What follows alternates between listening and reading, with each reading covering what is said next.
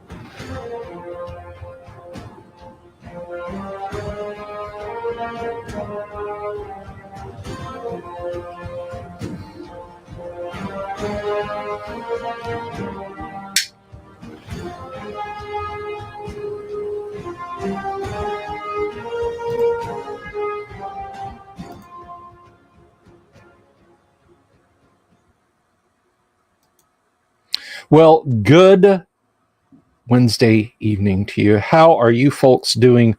Welcome back to the show.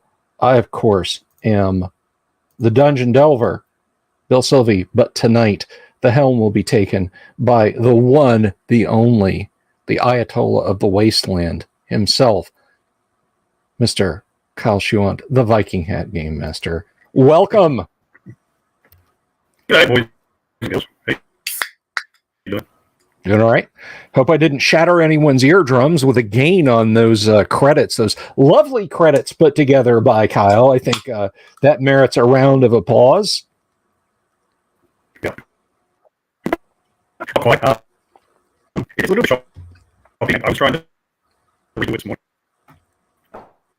But it was just even the preview. I just like that.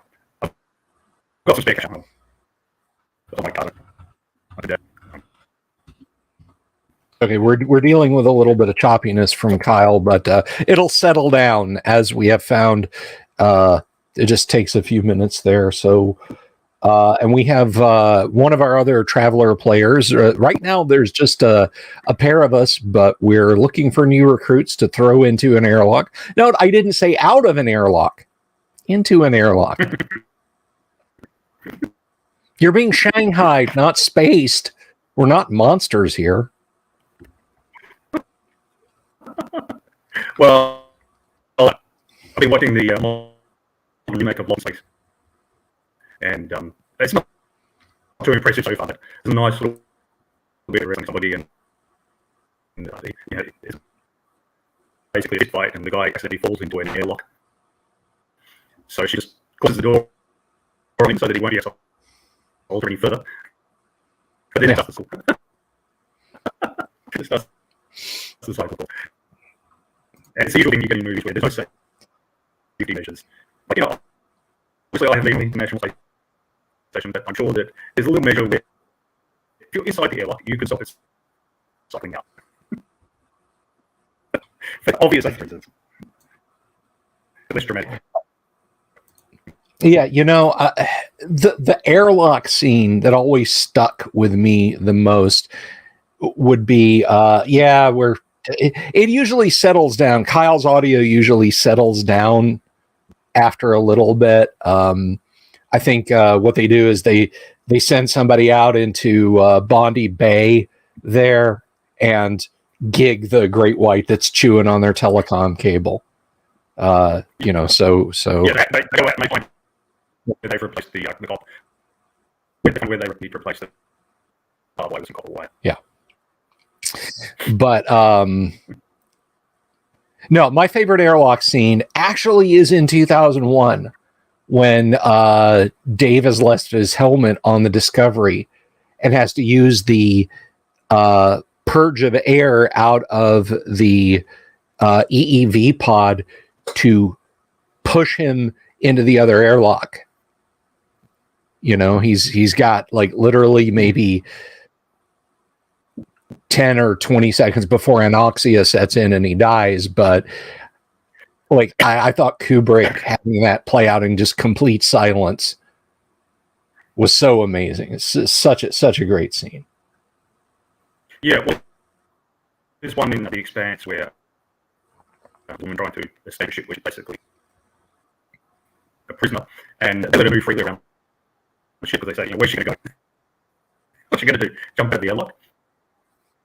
And she does, because there's another ship nearby. So she jumps out there, and it's the Expanse.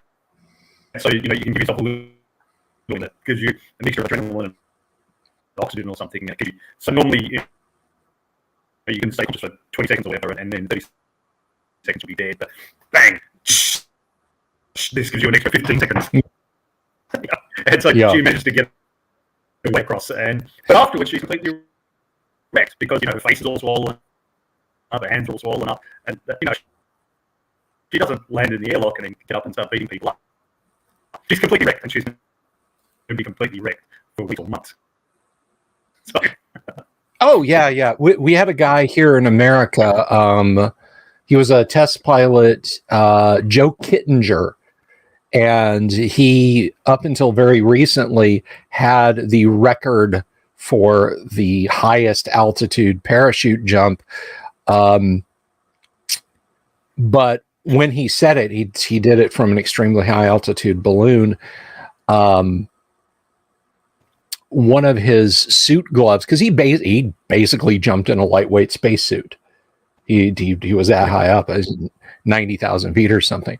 But one of his gloves ruptured, and he said when he got down, his entire hand was purple and the size of a catcher's mitt. And that was just in thin air at 90 or 100,000 feet. And now I want to know. But I mean, he basically parachute jumped from the edge of space.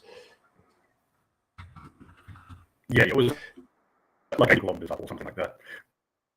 If you use the definition of space that Jeff Bezos did, then he was astronaut.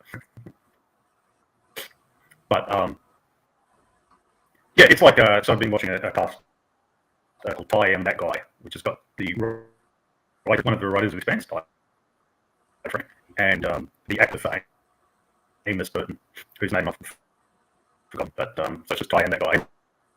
And they talk about each episode, and they also talk about a lot of Alien and Terminator and movies like that. But one episode was entitled "Space Will Kill You." So yeah, it was all about that, about how in the Expanse they at least paid some lip service to the nasty effects of space. Some have gone to movies, long-term effects of radiation, things like that. But it's a story, it's not a medical treatise. Yeah. And they're the numbers. So he jumped from 20.5 miles up. That's a hell of a jump. So, That's just makes it. Greetings, Michael Connor. Thank you for joining this evening out in the audience land. Hope to get you on this side of the table soon, my friend. And just again, as I said at the intro, we are Shanghaiing people. So if you want to come on this deep space adventure with us, you are more than welcome. Although we're kind of dirt side right now. And speaking of which, we're going to go ahead and bring, shall I bring Tonka Todd in? And we'll play a little. Man, I got a big head. The camera adds 25 pounds. Unfortunately, in Todd's case, it was all from the neck up. Right. Well, also, I find that the line of the headphones emphasizes the seating of the head. It does. It really does. Oh, yes, it is. Yeah. And should I really have the camera above me? Is that good idea? No. I probably have, below me. Yes, no, I have demeanor of authority. I just need some up, like to make it look like a Yeah, my forehead turned into a 5 head like a few years ago, and so I was just like, forget it, just shave it all off. It's 4. It's just got an exponent next to it. Yeah. Michael, join us. We need Ulrich.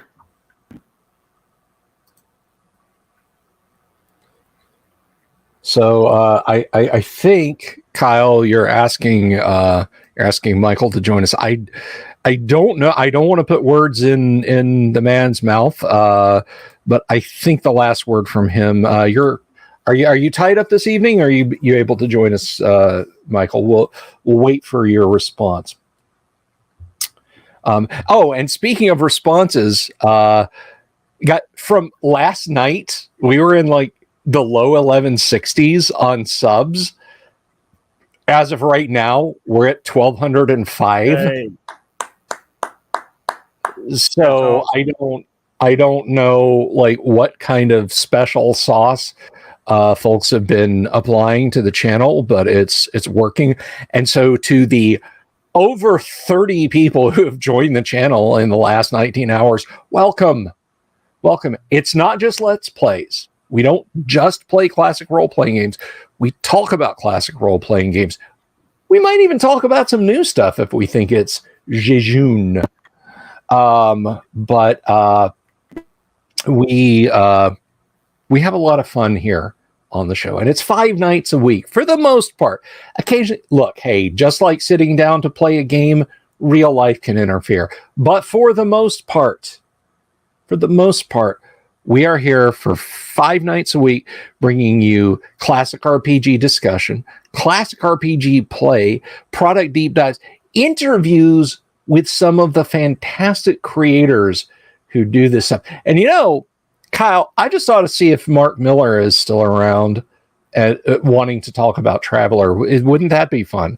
Get Mark on the show one day? I would like to see Mark join our group. That'd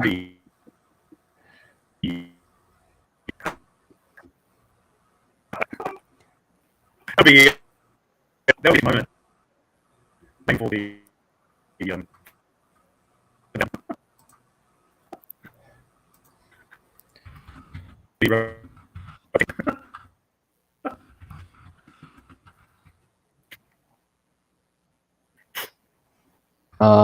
and I forgot.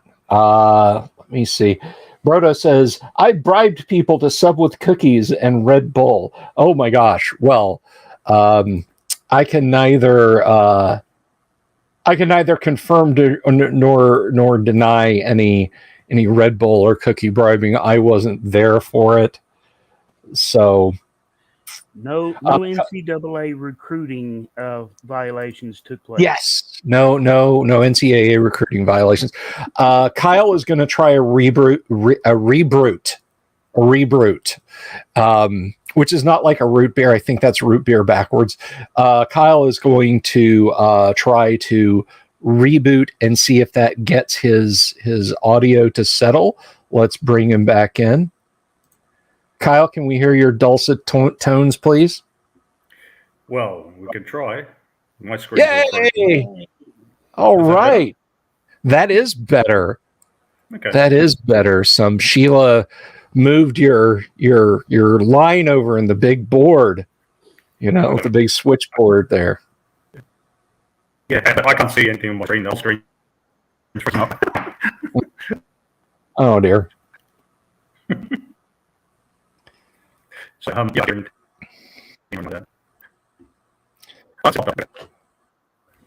Oh, I think we spoke too soon. Yeah.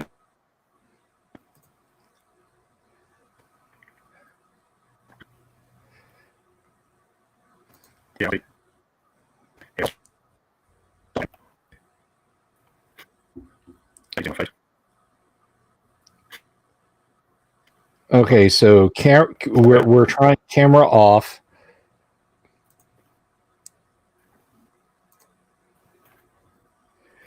We're trying camera off, and hopefully, Kyle, if you can give us a mic check one more time. Yeah, one more time than mine. Okay, you're slightly audible, and I think. Oh my God, Tunkatod caught whatever it was, and he vanished.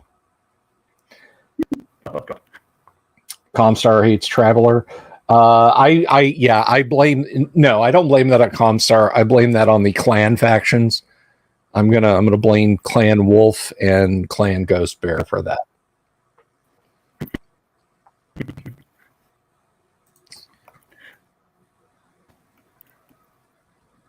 So Yeah, not having much luck. And so I think I need a new laptop.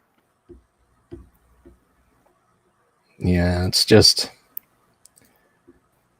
choppy. Well, Todd's back.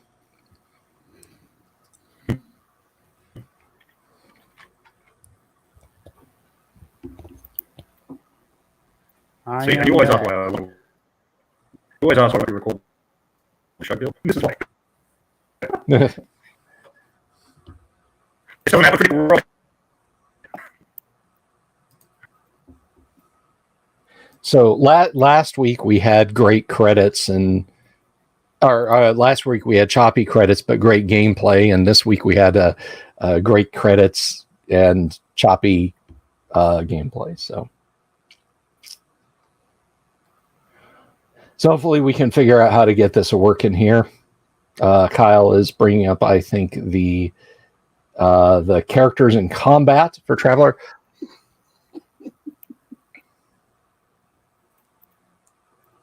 Yeah.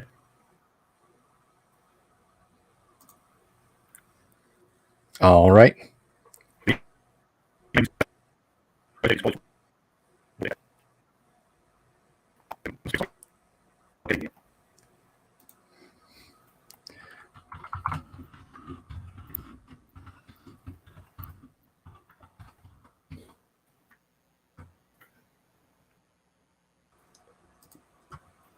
All right. We're still experiencing some audio issues. I think Kyle has dropped entirely. Can you still hear me? Yes, I can still hear you. Okay. Oh, so you.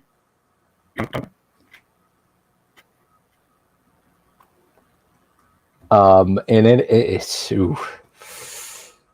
anyone out there in the audience picking up Kyle better than I am? Maybe it's a me problem. No, it was choppy even on my end. I don't know. Okay. Let's just say, I think Randy should be.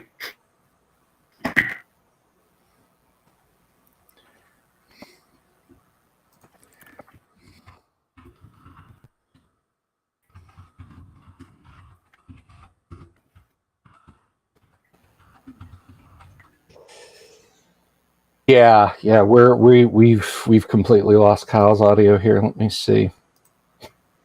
Jack Photon said Todd's been polymorphed. Bad times. I don't know. I think I look better in the picture because I actually have hair in the picture.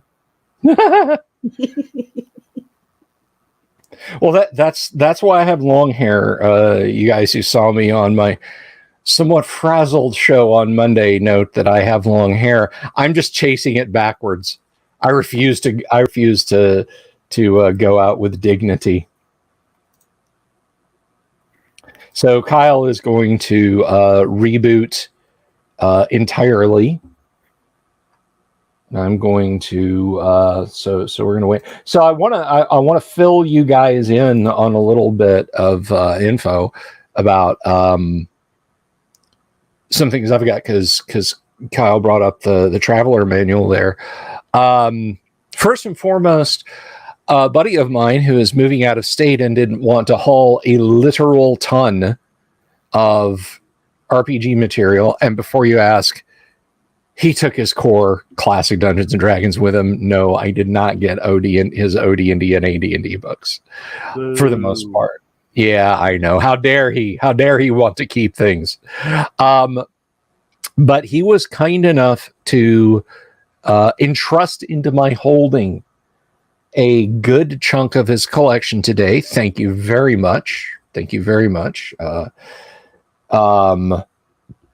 So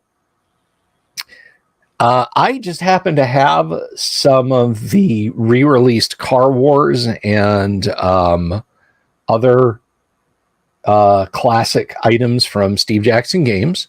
So we're going to be doing a deep dive on some of those. And what else? What we'll is have Car Wars? Car Wars is it is a very simple war game. It's like a Road Warrior type scenario. It's from Steve Jackson Games. I've actually got a copy of it. I don't know if you guys can see it actually. But it was originally published by Steve Jackson Games, and it was in a little click case. This is not the game itself. This is another click box game they put out called GEV, or Ground Effect Vehicle. It's about hover tanks fighting each other. But everything you needed to play was in these little thin boxes. They're a little smaller than a videotape and about half as thick. The maps, the counters, and even 2 small 6-sided dice were sold in these. And Car Wars is simply one where you play a post-apocalypse setting. You're literally shooting it out on the highways, the desolate highways and byways between cities in a future where, well, I mean, you've seen Mad Max, right? So that's Car Wars. A fun game. So there's Car Wars. They did one called Ogre, which one player plays forces that are comprised of ground effect vehicles, tanks, infantry, and artillery, and the other player just has one tank, the Ogre, and it can do fun stuff like fire nuclear cruise missiles and has anti-personnel infinite repeaters that can hose down infantry companies and so on, etc. Hey, there's Kyle. Kyle, are you feeling better? I don't know. Mic check. We've got you now. Okay. Just needed a reboot. All right.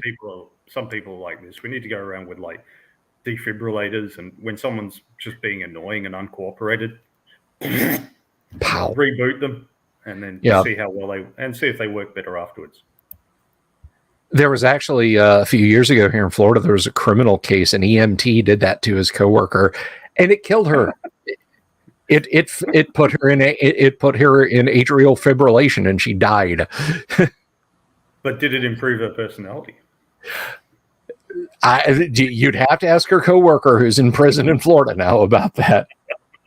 Evidently, he felt that it did. So, hello, IT department. Did you try turning it off and turning it back on again? That's 12:06. We bumped up one guy, boys and girls. 12:06. So we have Kyle's audio now. After 20 minutes of locker room banter. Sorry, guys. That's okay. No, that's perfectly fine. I promised to go shopping for a new laptop with Bill's advice. I was offered advice by one of my clients in the gym, but he was talking to me about Macs and Linux. So I just stepped away carefully. Did you direct him down the street to a Planet Fitness or a Gold's? Well, you know, when I turned my laptop on tonight, after it updated and rebooted, I got a nice little thing that took up the whole screen that said, your laptop is really old. It's time to take it out in the backyard and shoot it.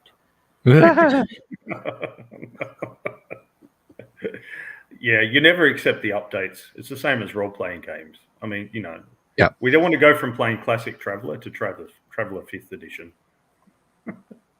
Traveller 5th Edition is like this thick, so it's. Oh wait, you don't want us to meet the Humanx or the any of the other starfaring races, Traveller 2300. No, anyway, without them. We now have crystal clear audio from Kyle. Let's take advantage of it. We are on the Planet Gibson, and we are on our way to an archaeological dig. Take it away, Game Master. All right. So I'll assume that Ulrich is still with you, nonetheless. So we've got Reggie Willie with his 4 terms in the military. That's Captain 4 terms in the Reggie Navy. Willie. Well, Commander was the rank that he reached. With his admin, gunnery, navigation, ship's boat, and back suit skill. And his blade, his ceremonial saber. Hey, you laugh. I got to cut a cake with that in the changing of command ceremony after I left. And then is Tunka playing Dudley Bubba Briant. Actually a lieutenant. Lieutenant. A 3-term Marine who can drive an ATV, brawl, stab people with his blade. He's got tactics. And he also has a ceremonial blade and a complimentary low passage ticket. And we've got Ulrich Dent, who did some terms in the army, and he knows how to shoot, lead, and use computers. You also have with you NPC. Where are we? Okay. Benjo Campen. And he's 26 years old, and he can fly a pilot, and he's really, really good at admin, both the legitimate and the illegitimate kind of administration. He can get paperwork done. Good old Banjo. Yeah, they're considerably smaller man than Tunka's character. Considerably smaller man. Dougley's a big, strong dude. Benjo isn't. Yeah. But he's got a lot more endurance. He's got 10 endurance versus Tunka's 2 endurance. So if Tunka sits on him, then Benjo's dead. But if Benjo can get a head start, then Dudley might have a heart attack in just attempting to catch up to him. Yeah, Dudley's the classic defensive lineman. You know, if he gets in the backfield, you're a dead man. If you get past the scrimmage, don't even worry about him. Well, I remember watching a Super Bowl back in the 90s. I can't remember now who was playing or whatever, but I just remember one of the commentators talking about a linebacker and saying 420 pounds. He's obviously a fine appreciator of fast foods. Yeah. That was back in the 90s. I guess you're probably not allowed to say that sort of thing now, but who knows? Like Leon Lett. I don't know. It was a big lad. All right. So, yeah. So anything? Right. Good. Sorry. Yeah. So you have got yourselves handguns, and you've all got blades. So on this planet, it's quite legal to carry around handguns. If you're a local, you can do so without a permit. If you're a foreigner, you need to get a permit. It normally takes months to get a permit, but you managed to get yourselves one fairly quickly by the right paperwork, real or faked. And of course, you can always get things illegitimately, but you got them legitimately, so to speak, through the paperwork. Firearms bigger than that require more permits and so on, and you can't carry them around. You didn't manage to get them. Dudley went into the dodgy pawn shop to try to get himself higher firearms, but they obviously thought he looked too much like a cop. This big dude with a high and tight walked in and started asking about assault rifles. Yeah. I would like to completely legitimately purchase an assault rifle at this establishment. Yep, fuck off. Yeah, you just should have started talking about being a sovereign citizen or something. I am a traveler navigating across the land. I will sign all your forms. Into this store. I've navigated across the land. I've navigated across the land into this store. I will sign your forms at a 45-degree angle in black ink. But not in front of a fringe flag. We Never in front of a French flag. We recently swore in a new parliament here in Australia, and there's a few Republicans in amongst them. Not your kind of Republican, but those who don't believe in the monarchy. And they said that they didn't swear an oath. They didn't swear the oath to the service to the Queen, which they have to. It's in the Constitution. They can't take office until they do. So they said they didn't swear an oath, but the thing is they swear them in batches of like 10 or 12. First they swear in the government, then the opposition, and then all the little crossbenchers, random dudes. So they swore them in together. Now, you might go mumble, mumble, mumble, and cross your fingers behind your back while you're doing it, but you have to sign the exact same thing afterwards. So online conversation, it was pointed out, okay, you said that you didn't swear it, but then, so either you're not lawfully sitting in your seat, because you can't take up your seat until you've taken the oath, or you're lying and you actually did sign that oath. But also the clerk of the Senate would not have allowed you to take your seat without your signing the paper. You know, they'd be like, but you have to do the paperwork, man. You have to do. Yeah. Well, what they're not saying is they cross their fingers as they sign the document. That's what I'm not sure if that works. Maybe if you just put a cross instead. What if you deliberately write the wrong signature? Everybody's a sovereign citizen until they say they're going to stop paying you. Well, interestingly, that came up in conversation on walking my kids to school today. My 6-year-old said that she wanted to go to the bakery and get a croissant. And I said, I'm not getting that for you today. If you want to spend your pocket money, you can. You can spend your pocket money on whatever you like. And she said, oh, no, I don't want to spend the money. And I said, well, then you don't really want it. And she said, I want it. And she said, her exact words, I want it, but I don't want to pay for it. And I said, my dear daughter, you're starting to understand democracy. All right.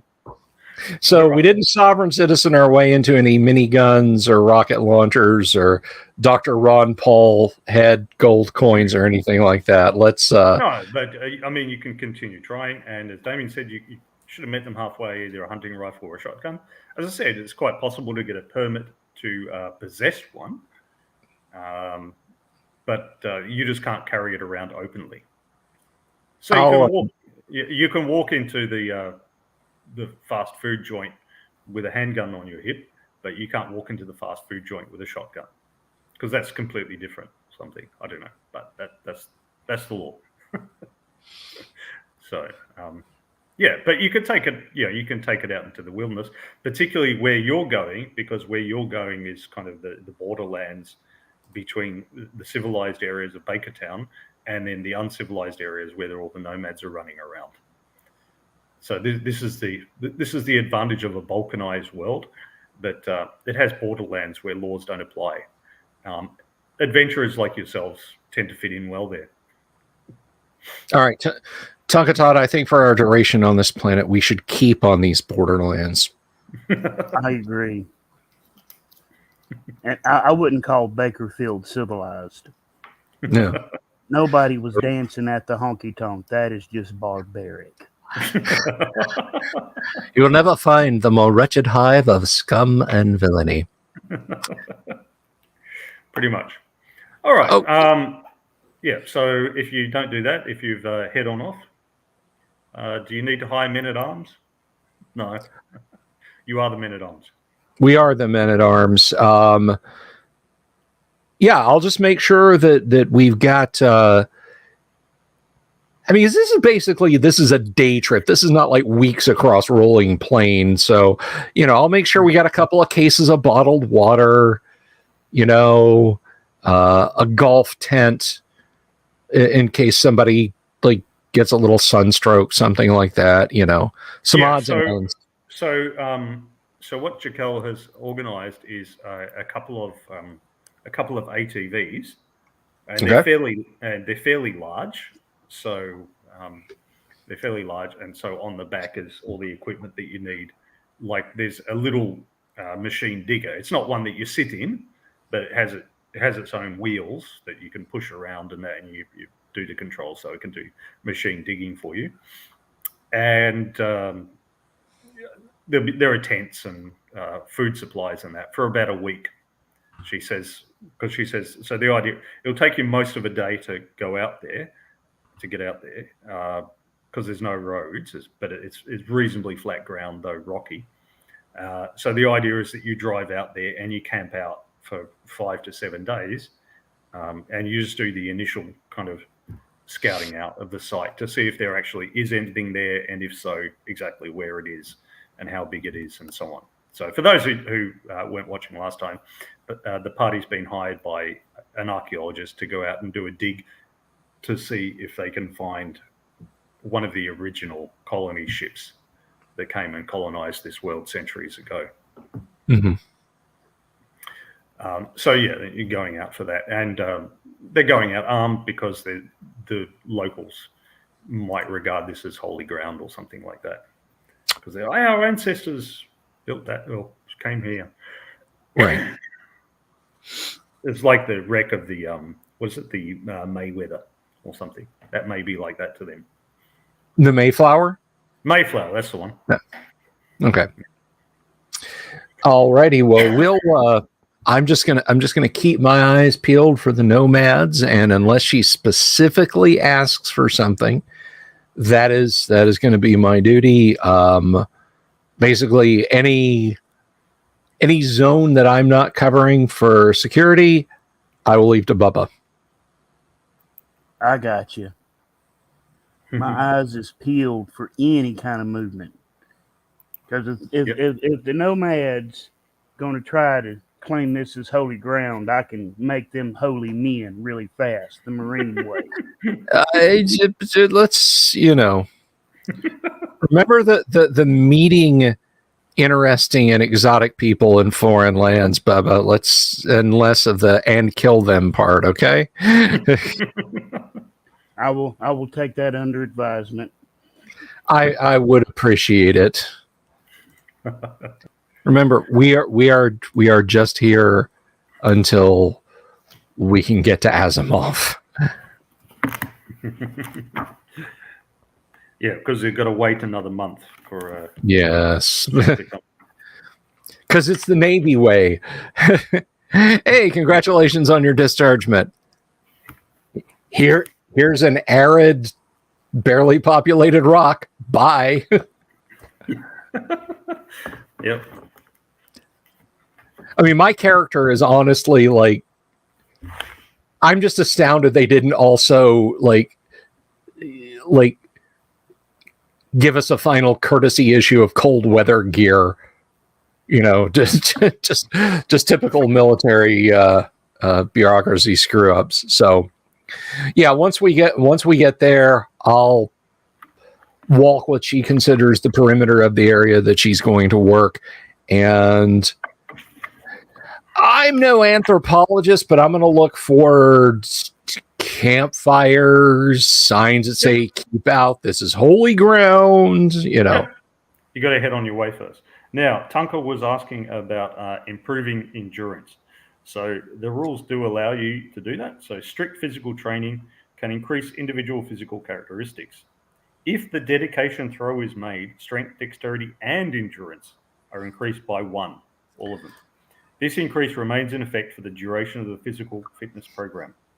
So in these things, you do a dedication throw, and if you succeed in the dedication throw and you keep it up for 4 years, then that increase becomes permanent, and then you can do it again after another 4 years.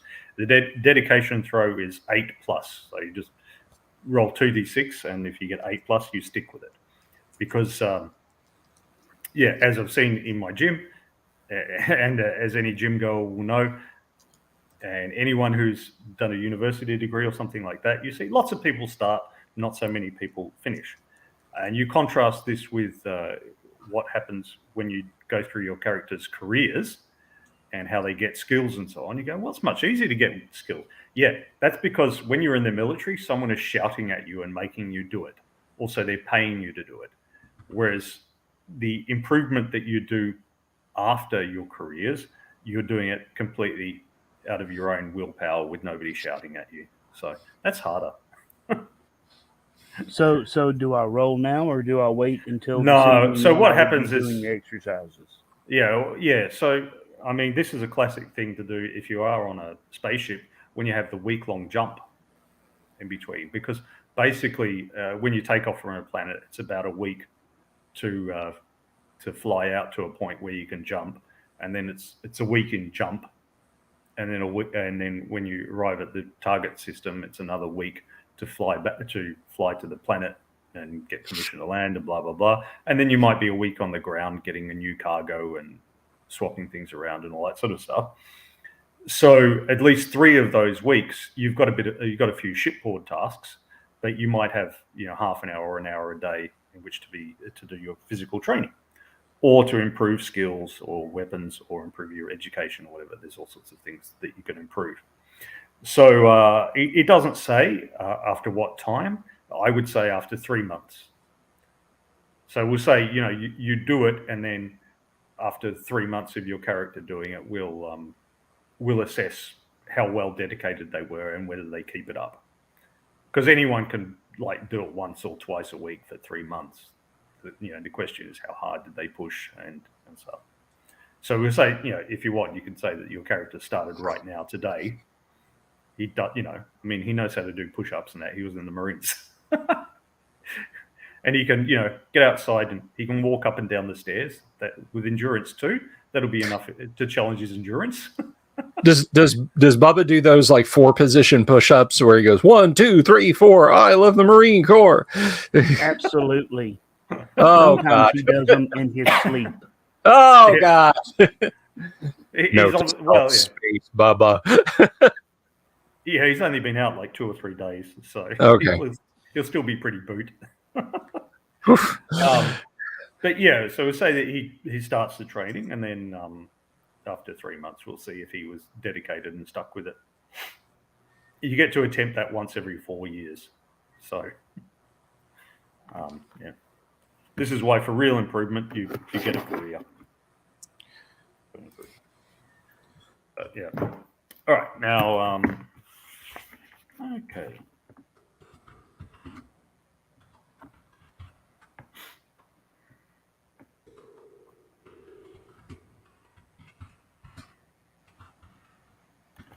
All right.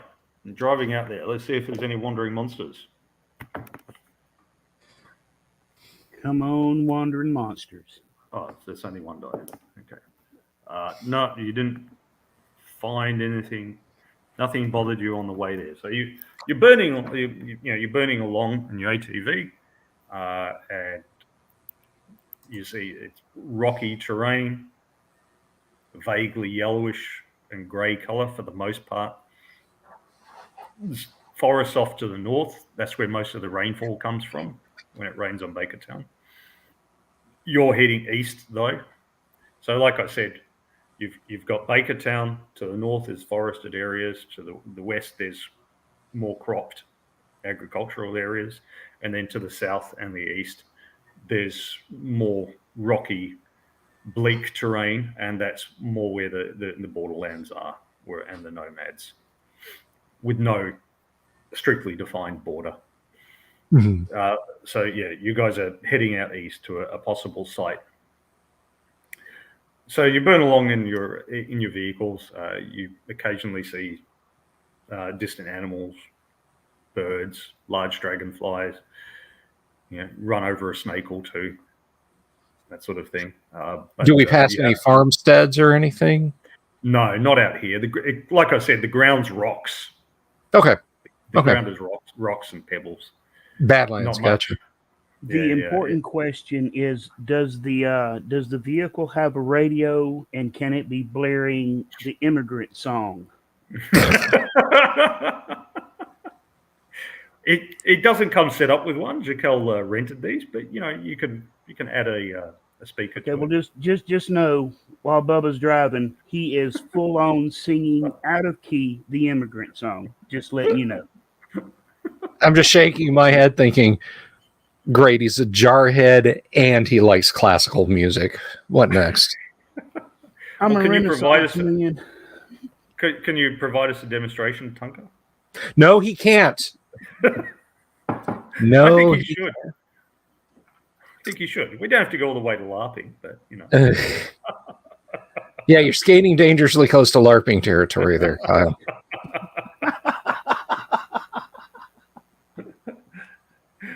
All right.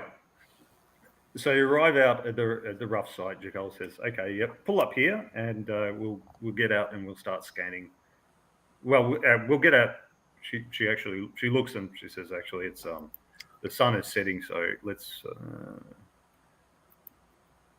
have a look." Yeah, it's only an 18-hour day, so let's have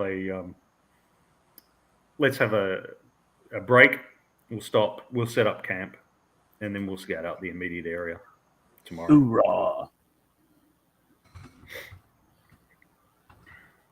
Okay, so you break the stuff out of the 2 ATVs, break up the camp, get out the little cook pot, little gas cook stove, have your MREs, and and camp for the night. Are you going to set up guards or anything like that? I will pull first watch. Yeah. So there's, apart from Jaquel, there's 4 of you. Okay. I'll take either third or fourth watch, because that's normally when big critters I would think would want to come out. Well, big critters, if there are any, can come at any time of the night. But in the military, it's traditional for everyone to stand at sunrise and sunset, because that's when the enemy likes to attack, because it's darkest before the dawn and all that. Yep. That's traditional, but just want to give thanks to Mark Dickey, who says, "Happy Gary Gygax Day, everyone." I did include Gary in Gary is the thumbnail. Gary did work for GDW for a time. Dangerous Journeys and a couple of adventure modules for it were published by GDW. So anyway, back to the game. Well, there was enormous overlap in those early days. Oh, yes. As Kyle has pointed out, the 3 Little Traveler books, Mark Miller said, Gary did it this way. Clearly, that's all I need to do. And he was right. In this book, so the Traveler book, which was kind of the 1981 compilation of the books, artists featured in this book: DJ Barr, Liz Danforth, David R. Dietrich, Richard Hentz, Paul Ducaze, William H. Keith, Robert Liebman, John M. Morrison, and Kevin Siembidia. Lots and lots of crossover.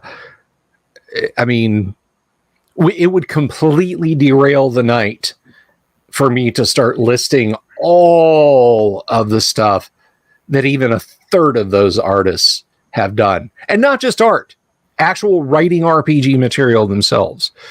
Yes, there's a great deal of cross-pollination. So playing some Trav on Gygax Day, in my opinion, is perfectly cromulent. Please continue, Mr. Games. A family tree would be a hedge. It really would. Yeah. So you were saying in the Discord that maybe Mark Miller would have done things even without Gygax. I don't think he would have, because he specifically said, "Well, we've got fantasy one. How about a sci-fi one?" So, he sat down and he needed that inspiration. He needed somebody else. Somebody had to be first. I think somebody was eventually going to be first, just like, somebody would have eventually invented the light bulb a bit later than Edison, but somebody would have done it. But still, Edison did it first. So, Right on. Well, we might have had to wait another 10 years, and then we'd only be up to D&D 3rd edition. But anyway, so you set up camp in the night. Does anything come to bother you? Nothing comes to bother you in the night, no.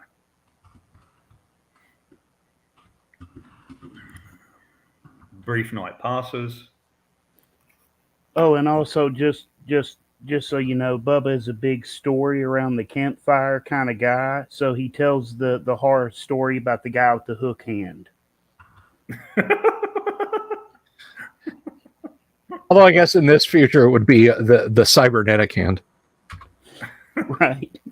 And on Yeah, the he- handle was a synthetic hand. Dun, dun, dun. Yep. The AI is the boogeyman in this world. And on the server was an artificial intelligence. Dun, dun, dun. Well, they made a server. What do they expect? Exactly. If the tapes are any thinner than 2 inches, then it's just too dangerous. Yes, exactly. All right. So dawn comes and the light comes up fairly quickly because you've got a relatively the atmosphere is a little bit on the thinner side here, and the day, as I said, is shorter, 18 hours rather than 24 hours.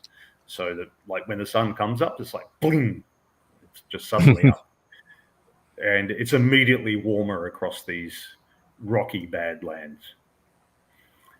So you have some breakfast, and then Jaquel breaks out the ground penetrating radar and says, "I need somebody strong to help me haul this around." Because you kind of lift it up and then put it down, you dig it into the ground, like, you know, there's pegs in it and it sticks in the ground, and you go and then you pick it up and you move it another few yards the other way, and so on. Okay.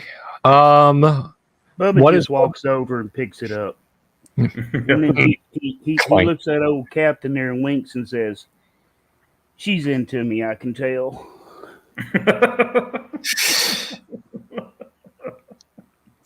I don't know. I didn't see her buying any crayons. That is a Marine thing. It's just grunts worldwide or universe wide. Okay. So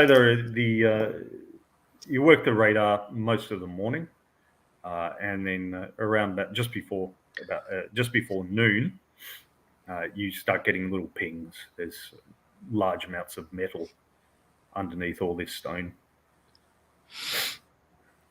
whether it be a really concentrated iron ore deposit, or a spacecraft, or an old building or something. You don't know, but there's large amounts of metal underground, a few meters under.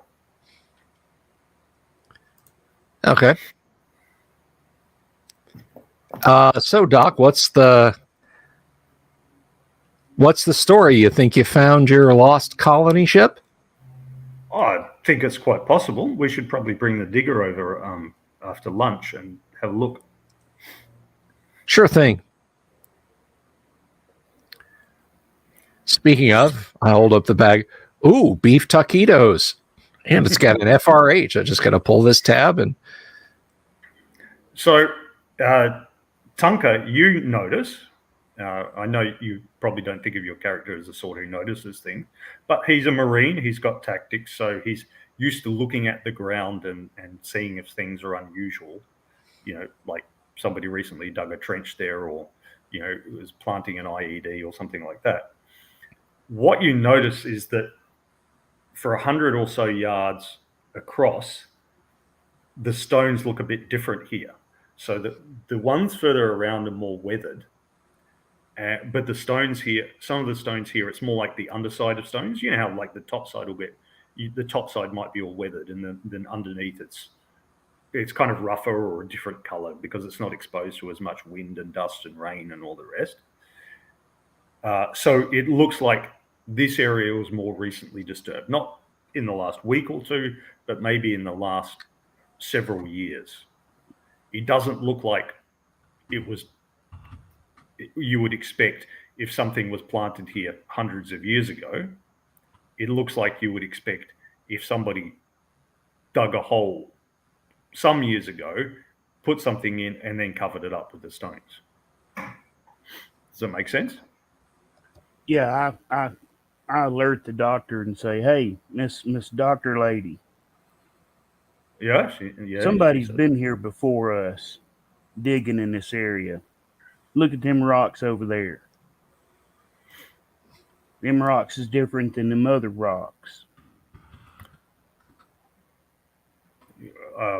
What are you trying to say? She says. Somebody's been digging here."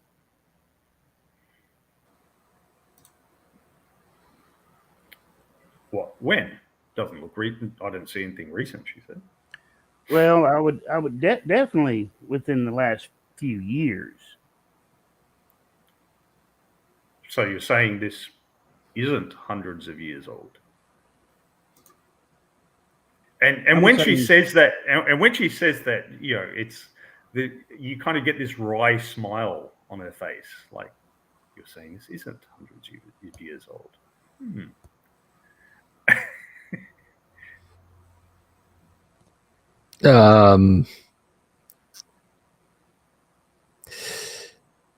I look over to the captain, wink, and go, "See, I made her smile." Christ help me. Okay.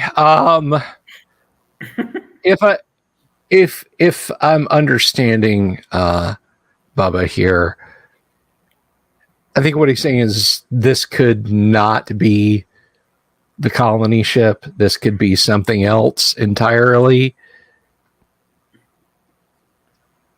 What this could be is a supply dump for the nomads. Think about it. You're traveling from place to place. You can't carry everything. Hunters have been doing it for centuries and eons. You go to a place, you hang out for a bit, the stuff you can't carry, you bury it, you move on, and when you nomad back through, you know where your stuff is. Interesting, she says. Well, we better dig it up and we'll find out. All right. I'm now intently like head on a swivel at this point. I'm like, you see a wire, you see a butterfly switch, you see a sensor, you step away, stop digging, and move back towards the camp as quickly as you can. Bubba is just smiling like a kid at a candy shop because he feels like he's now a fancy person too. None of you are fancy persons. No. Social level 6. Indiana Bubba, it belongs in a museum. Arkansas Bubba. Arkansas Jones. Arkansas Jones, there you go. Belongs in a museum, y'all. I'm telling you. All right. So after lunch, you get the digger. All right. Set it to frappe. Let's find out what's down there. I'm imagining a digger with a big... Anyway. Big blender. All right, so yeah, it's just a scoop digger. So yeah, you gradually scoop. Okay, who's going to operate the digger? Probably the guy with the ATV. That'd be the closest skill. I would, yeah. That's you, Tonka. Ooh, I get to play in the dirt. Let's do this. So Tonka is getting to play the Tonka. Yeah, I got the macro binoculars out. I'm standing on the ATV roll cage. I'm just like, it's about to drop in the pot. There's no way that the nomads don't show up. And just so you know, once again, Bubba is singing very loud and out of key all along the watchtower. Just letting you know. While he's on the digger. Yeah. Classic. There must be some kind of confusion. Wildcat did prowl.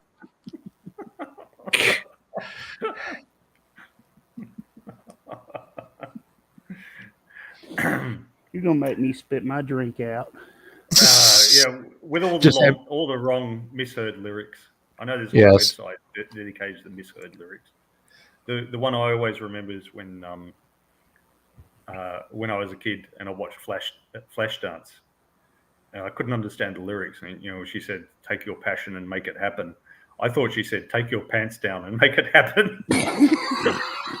But is it that far removed from what she said? With all respect to Miss Cara, I'm not sure what she's doing these days. Yeah, I guess so. So do I have to roll to play in the dirt, or is it just happen? No. This is this is classic travel. As I've said before, it's an inclusive rather than exclusive game. It's like all the old school games. If it's not listed, you can probably do it. Yes. We only bother listing the skills that are things that not everyone can do, like piloting a spaceship and that sort of thing.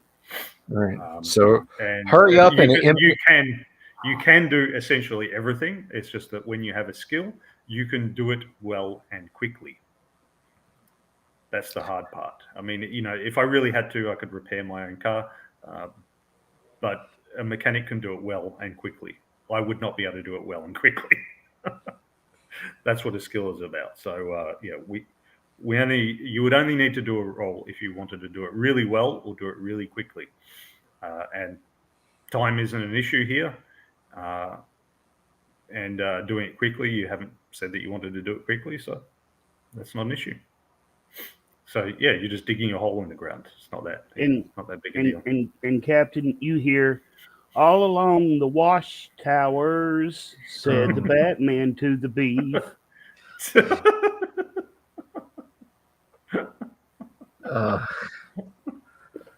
Why there were 2,500 other officers and Marines on that ship? Why this one? Well, in the end, you were going to get a Marine, so Yeah. Well. Meanwhile, the Marine is saying, "Why did I have to get this officer?"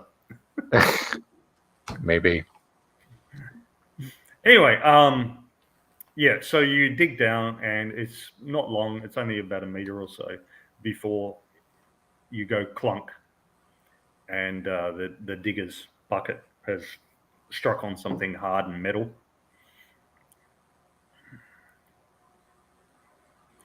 Bubba didn't want to leave. They wanted Bubba to leave. That's true. He failed his re-enlistment roll. No, you've done enough for the Empire, but no.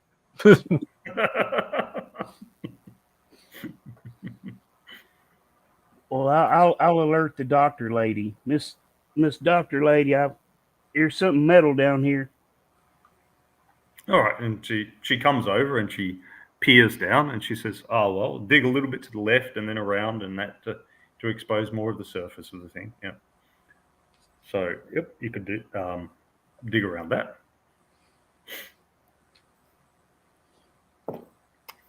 And roll a 1d6. All right, here we go. Bubba dies on the digger. Here we go. That sounds like a great country song. Bubba died on the digger, playing in the dirt. I rolled a 1. Oh God. Okay. No, that's fine. Just there is indeed a ship under there. It was just what part of the length of the ship had he encountered? The front or the back or somewhere in the middle? You've encountered the front of the ship. So in fact, you encountered a glass dome. Now, to be clear, in my traveler universe, there's no artificial gravity. So in order to get gravity, your ship has to be accelerating. That means that the ships are tail sitters. They sit on their tail. They're often stacked vertically. If they're a saucer shape, then the engines are going at right angles to the length of the saucer. There'll be some saucer-shaped ones, like in Lost in Space, because that's good for entering atmosphere. Commonly, there'll be a globe shape, and there's engines at the bottom, and then you've got multiple levels in it. But that, combined with not having computers of above a certain power, means a lot of ships will have a glass or a glass dome on top, so that you can literally look out and navigate. You can navigate by sight and sextant and all the rest. If it was good enough for the Apollo pilots, it's good enough for you guys. And you'll be able to press a button and a protective canopy comes over that glass, so it's not exposed all the time. But yeah, so you come to the you dig in, and there's glass. There's curved glass. It's like the dome. It looks like the dome of a ship. So your impression is that you've got a tail-sitting spacecraft that's lying on its side. Now, to Reggie, being a commander in the Navy, all recent ships are going to be like this. Generation ships wouldn't have bothered with that because they couldn't accelerate for long enough to worry about having where their floors were or whatever. Their floors could be anywhere. They were going to be in 0G most of the time. So they're either generation ships and they're in 0G most of the time, or they were in cold sleep tubes, or they just had some other kind of ship, but then there was a shuttle that came down to the planet, and that shuttle wouldn't have had a glass dome, whatever. So this looks like a ship that was made certainly in the last century or so. Yeah, this is and I'll point this out, this is no colony ship, ma'am. Interesting, she said, with a little smile on her face. You keep cracking that grin, that little knowing, golly, I wonder what it could be. I don't have time for that. What is this? And what's going on? Well, I've hired you to help me dig up a spacecraft. That's what we're doing. Just so. Bubba, but it's not an ancient colony ship, and you've known that all along. I just want to get that out in the open so we don't have to have this complex dance. Sorry, Bubba. We don't have to have this complex dance around. Ooh, what could it be? Golly gee, look at that. It's not a colony ship. So is what's on it going to get us killed? Is it going to get you chased? Is it going to get us dead? It's a spacecraft. It has lots of things on it that could get us killed. I already know what this is. It's all right, Captain. It's obvious. This right here, it's a pirate ship, which means there is treasure nearby. I wonder if it's too late to re-enlist. Just got to wait for the next Navy ship to land. Yeah. All right, let's find a hatch to get in, because I'm sure that's the next step. This is my character, by the way. Bill is fine with this turn of events. I'm just like, let's find the hatch. I'm sure you're okay. Let me ask you this. Let me engage in a little bit of gamesmanship. Do I recognize the general ship configuration? Could I say 8 meters that way? Not at this stage. It's not exposed enough for you to be able to. Okay. To do that. Yeah, it's the equivalent of finding the prow of a ship, and you don't know the prow of a yacht. You don't yet know if it's a 12-meter yacht or a 100-meter yacht, or whatever. Right on. The Doomsword says, so I told that teaching lady, this is no colony ship. They should better have flames painted on them and fins like a 1959 Cadillac Eldorado. That is up to our game master, Luther. So hopefully that's true. Many of them do, Luther, because the thing is that they've got to have radiators to let out the heat. Heat is the big problem with real universe spacecraft. And the odd thing is that the smaller the difference in heat that you've got to let off, the bigger the radiators need to be. That's why the International Space Station has those big radiators sticking out. People often think they're solar panels, but they've got solar panels, but the much bigger ones are radiators to let the heat out. Mm-hmm. The really big heat of exhaust, that could just be an exhaust. And but for the day-to-day running of the reactor that keeps it going, smaller radiators will do. Many ships will have fins on them. They look like fins, and they let their heat out that way with the smaller fins. And some of them will paint flames on them and all the rest. I'll superset chat some flames. Dude. Thank you, Doom Sword. Oh, thank you very much. So, Doomsword, yes, we appreciate the super chat. $10 for flames. This spaceship will have flames on it. Now, let me be clear to the Game Master. When I say this spaceship will have flames on it, we mean a paint design on the hull. It's the flames is what tipped me off that this was a pirate ship. All right, so you dig along what you believe is the length of the ship, and it's about 100 meters long. And as you're digging along, you come up to what you guys, being ex-Navy and ex-Marine, will recognize as the covered port of a laser. So the lasers don't have big long barrels. The lasers are lenses, but they tend to sit mostly within the ships. There's the covered port, and there's a couple of gas vents on it because every time the laser produces a lot of heat, and so they vent out gas to let the heat out. So it's a covered port of laser, and lasers are generally used for point defense against missiles coming in and that sort of thing. So this is a combat ship. Or a ship capable of combat, even if that wasn't its sole purpose. Arg, mateys, we can take on a ship from the main. Well, Bubba, looks like I owe you a milkshake. Let's keep digging around and see if we can find a hatch.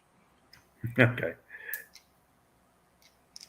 By the way, I'm making sure she's never standing behind me. All right. It doesn't happen. So you dig around for the rest of the day, exposing more and more of the ship. You come across a cargo hatch, but the cargo hatch is not openable from the outside. You need a man hatch. You don't come across one. It's not that they don't have one. It's just you haven't come across it yet. And night falls, so it's time to just break for the day. You've been going steadily at this for several hours now. It's hard work. Okay. Because I mean, as well as Bubba doing the digging with his machine, you guys have to kind of occasionally step in and wipe away smaller stones and that, just sort of look in a porthole and that sort of thing. They're all scratched up and it's all dark inside, so you can't see anything. But yeah, you have to assist occasionally. Okay, when we bed down for the night, I am tying a string onto my big toe and the other end on the pull ring for the zipper on the tent and sleeping with my gun in my sleeping bag next to me. All right, fair enough. Bubba is definitely singing a song to himself. I'll let chat figure out what song Bubba's singing that night in camp. Highest super chat picks the song, folks. No, if the chat picks the song, if they super chat it, Tunka has to sing it. At least a few lines.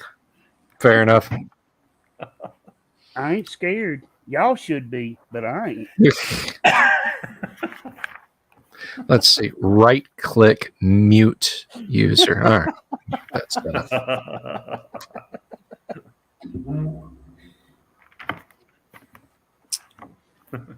All right. Wait one. I'm getting myself a coffee. Alrighty.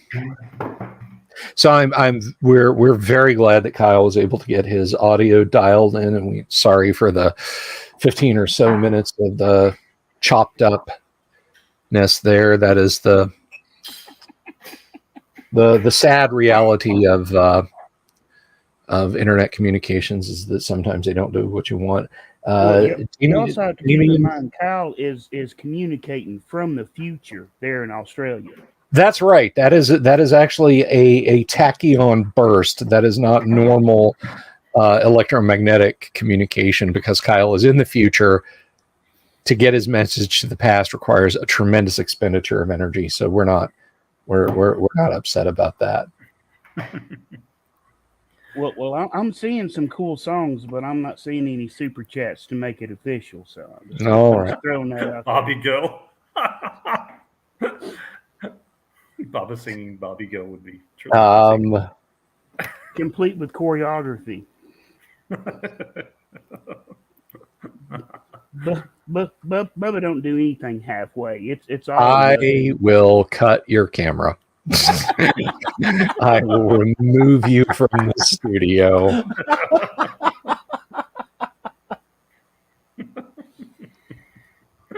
Who am I kidding? That will be a great moment in game. Lord Corion, $10 super. Happy. I'm putting it in. Happy Gygax Day. I also think that Bubba likes classical 90s pop Barbie girl. We have no So there you are. There you are on supers. this alien world, digging up this ancient buried combat spacecraft with possibly murderous nomads lurking around in the darkness, with a patron that you don't trust what she's going to do. Somebody sitting on watch, having his little coffee as he sits there on watch, looking around for any possible enemies coming after his hard day work and dust. Alien stars in the sky, 1,000 worlds out there, and then Bubba starts singing. I'm a Barbie grunt. You watch me eat my lunch. I'm a Marine and I can sing. Check out my sick moves. You know that's what I do. I'm fascinating. Dr. Lady, watch me break it.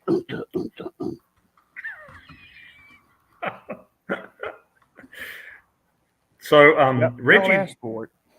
Reggie doesn't he doesn't need to worry about the string being pulled to keep him awake. He's wide awake. Whatever was I thinking? Get sleep tonight? No. Doom Sword wants my heart will go on. You gotta outbid Doom Sword, but I guess if you're dropping a $5 in the jukebox, that's entirely up to you. Bubba goes to the tent. He comes out in an elegant night dress to sing this one.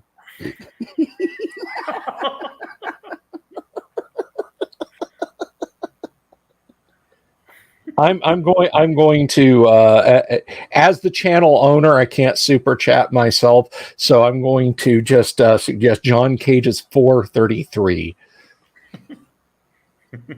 It's notorious because it's 4 minutes and 33 seconds of John Cage sitting in front of a piano, not doing anything.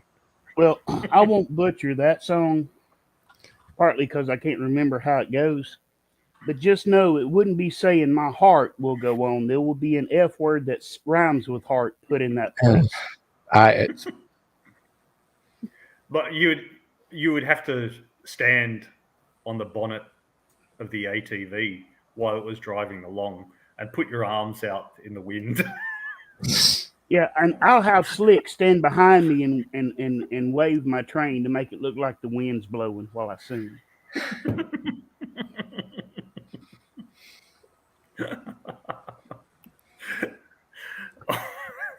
Now this is a great thing about role-playing games. You never know where they're going to go. Anyway, the night passes uneventfully apart from those songs. Okay. Just before dawn, you hear some distant internal combustion engines. You hear from the north of where you are. And you do see the occasional light around. It's pretty distant. It's some miles away. Okay. Who's on watch when this happens? Well, it's just before dawn, so that will probably be Reggie on. So much for hardcore sci-fi, says Doomsword. Yeah, it's hardcore sci-fi in the same way that Generation Kill is a hardcore action TV series. Yeah. I have myself been privileged enough to know some Marines who have said, yeah, Generation Kill is 100% spot on. Evan Wright didn't make up shit. That is how we are. so yes, in the morning, I am on watch. Yep, you're on watch, and you see those distant engines, or hear the distant engines, and see some distant lights, some guys moving around. They seem to be moving east and west. They're not coming towards you or going away from you, but moving east and west. All right. Well, I will keep an eye on them as they move east and west. Okay, and then the sun rises again. Bling! There's a light. It's very sudden. It's very sudden with a thinner air and closer sun and all that. And the others wake up without even whether they want to or not, because just that sudden light wakes them up. Okay. And Jaquel comes out, rubbing hands together. We might get a complete look at the thing today, she says. I love archaeology.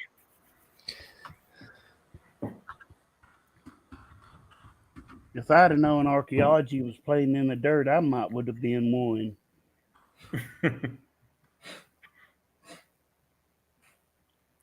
Yeah, who'd have thunk you could have written a book about it? Slit Trenches I Have Dug, a stellar memoir.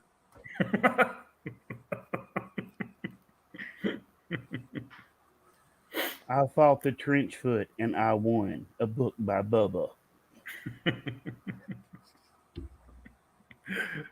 Oh dear. And just walking over to the dig site. Yeah, but would you color the pages in first before it went to print?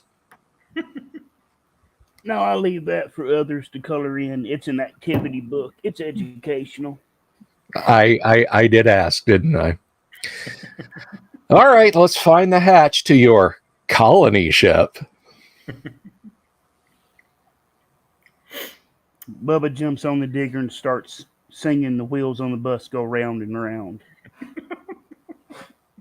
I'm going to go over. Is the digger internal combustion? Yeah. I'm gonna go over and screw with a choke in the fuel flow, not enough to stop it, but enough to make it really loud and cacophonous. That just makes Bubba sing louder. All right, so you're digging along, and you go along for another 5 hours, so most of the daylight. You go along for another 5 hours before you expose a hatch. Okay. Is there a way we can dog it open from the outside? Yeah. So the hatches always have a handle from the outside. They can be locked from inside as an anti-hijacking or piracy measure. Or basic security when you landed at a port somewhere, but in normal circumstances, they will have a physical handle on the outside that you can open and go in, and there will almost always be an airlock. Okay. Well, Doc, do you wanna, or should I? And she says, no, you can. Hey, we're going to need some guns on this door just in case there's pirates hiding inside. I pop the latch. Now, do we get a hiss? Do we get like a pop and a hiss as we open it? Yep, you do. Okay. Air coming out. So there was obviously, the air was at higher pressure on the outside than on the inside. You mean the air was at higher pressure inside the ship? Inside, yeah. Okay. How does it? And then there's it's very stale, dusty, rusty kind of smell. Ugh. It hasn't been open for a long time. All right. I'll open it up. And because it's an airlock, I'm guessing there's another door. And what is the orientation? Are we opening it like up out of You're the opening ground? sideways. Sideways. Okay. All right. Yeah, you're opening. So the airlock door is basically, if I jumped into the hatch, which I'm not doing, I'd be standing on the inner door. Okay. Yeah, you would. Now the airlock in the all these sorts of craft, because they're a tail-sitting craft, so they're I'll use my shot glass as an example. So they're a tail-sitting craft, but if you know that the fluid's only going to be in there, the fluid's going to be in there the whole time, but there's only going to be gravity when you're going like that, when you're accelerating, you design the shot glass differently. So what they do is, despite having a floor, the furniture is bolted into the floor, and everything else is stowed away, secure for 0G, and there's always handholds and things on the wall. Okay. On the walls and the ceiling. So at periods of 0G, you can still maneuver yourself around the place. Because otherwise you could if you're in a large room, you could get stuck in the middle and not be able to move unless you have spanners, wrenches to throw away or something. Okay. I want to take a real good look around here. And let me just run down some questions. Is there a suit locker? Is it open or closed? If it's open, is there a suit in it? If in fact it is there. Yeah. So there's a suit locker in there. So the suits that are in an airlock are emergency suits. Okay. The emergency suits are not designed for going out and doing extended EVAs, or for fighting or anything. They're just designed to get, and they're not custom made for you. They're designed to get in quickly and keep you alive for 10 or 15 minutes. Right. They're there so you don't sneeze your own diaphragm out. Gotcha. Yeah, pretty much. Yeah. Are they all there? Okay. So there are 3 spaces for them, and there are 2 there.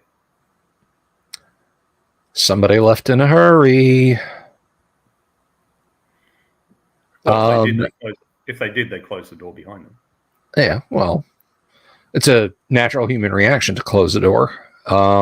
Particularly on a ship, it should become second nature.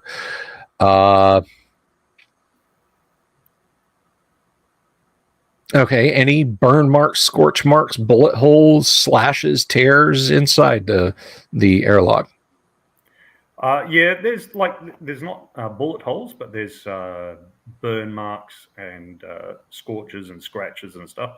You do tend to get that in ships that have been around for a long time.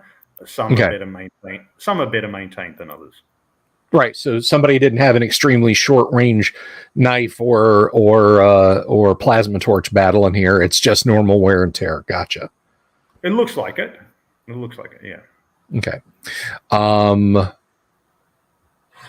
And last thing, on the floor where the third suit would be. Yeah. Oh no. Yeah, because it's tail sitter gravity. On the floor where the third suit would be, does it look like there's dried blood? No, you don't see. You don't see any dried blood. All right. I'm going to break out a flashlight or something. Is there a vis plate in the inner door?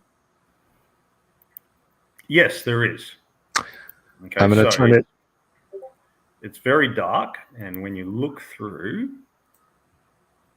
Okay, let's share this.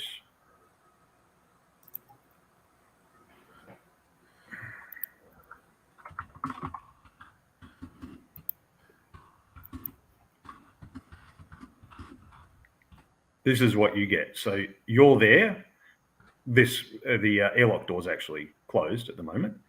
But there is, you can see just below that, there's a window, an oblong window, and you can see beyond.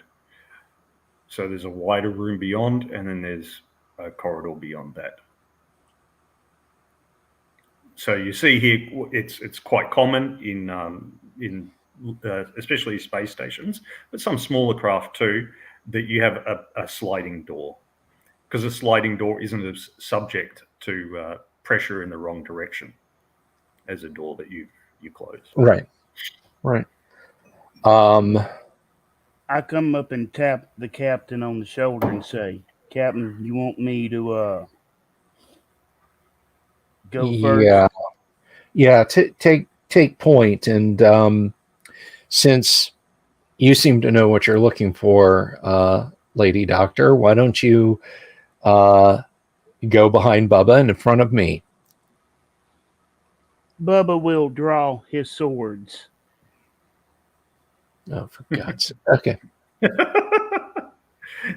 Yeah, well, you'll be doing a lot of clambering around, so you might have to sheathe your swords, but Well, yeah. every chance he can draw his swords to look cool in front of the doctor lady, he's doing it. I'm just going to whisper to him, as there's the three of us in like a 4x4 metal cubicle, and he's Bubba. Yeah, of course. Save that for something a little bit more roomier and dramatic. Oh yeah, women like that dramatic stuff. I'll add a little flourish when we hit a big room. All right, I'm gonna crack open the inner hatch and then let Bubba go first once we get it open. Okay.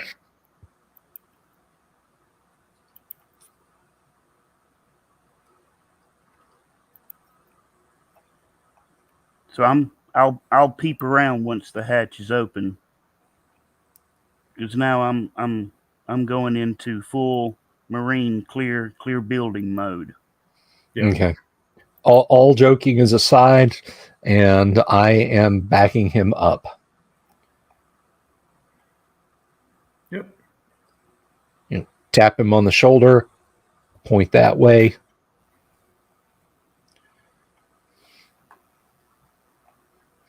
And we will work laying down with my boat skill and my terms in the Navy. Yeah, what have we got for bulkhead markings here? Anything that indicates where in the ship we are? Yeah, so you're in basically the middle of the ship. Okay. All right. All right, Bubba, let's head forward. So I'm creeping ahead, my sidearm out, ready. Yeah.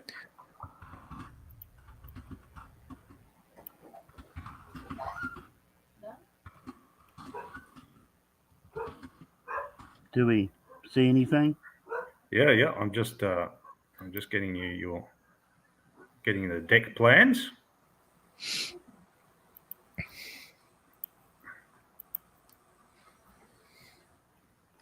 So with the ship on the side, ladders would be on the wall. Yep. From our point of view. Okay. Yeah, that's right.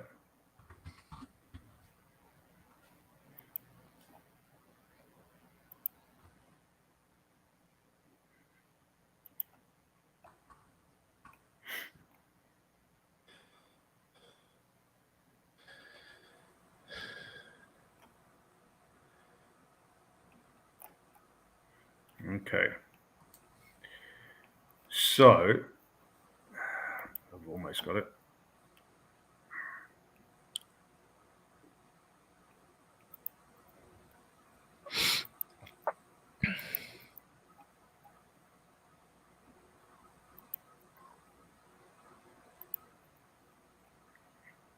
Sorry, guys. I'm just been rearranging my files. That's fine.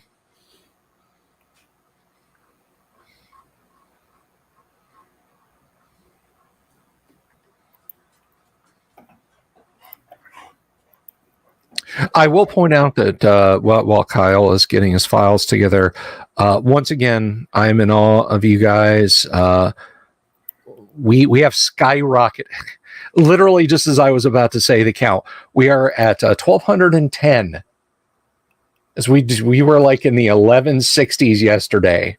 We have jumped up 40 subs on the channel. You guys getting the word out. You're amazing. You are amazing folks, and I love everything you guys are doing to get the word out for the channel. That's because we're hashtag old school strong, baby. Hashtag old school strong. You know it. Keep this up, and we'll have a pizza party on Casual Friday. I got to be careful what I say online. Some of this stuff is considered a binding contract. I did do a funny one today. I was spamming everywhere the stuff for the show, and I was in such a hurry that I stuck a link to the show and the show blurb in the RPG horror stories subreddit, and people just like immediately got on it and started voting it down. And I'm like, I'm gonna just look like a spamming a-hole now. So if you came here because of that, first of all, I removed it. But if you came here because of that, my sincerest apologies. That is an absolute self-own mea culpa. I am so sorry about that. That was a face plant. All right, now where are you? All marketing is good marketing. Well, I like to be polite, above board.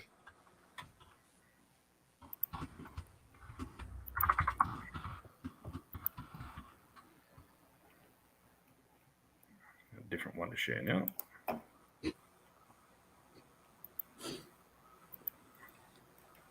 Hardcore sci-fi, would that be like Galaxina or certain issues of heavy metal?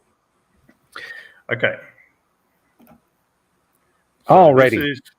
This is what you're looking at. Okay. So you recognize this kind of ship, Reggie. It's from 100 years ago. Okay. Definitely not a colonist ship. Yeah. It's about 100 years old. You will still occasionally find some of them floating around, being maintained somehow. It's still going, just like you do in the modern day. You can find some pretty old ships. But just like the sea is a bit rough on cargo ships, space is a bit rough on ships. Sure. So there's the radiation that embrittles the body and all the rest. But just like in the real world, if you store it in a cool, dry place, it can last a really long time. Can I throw a designation on it? Designation? Just for flavor text. This is a Burke class pinnace.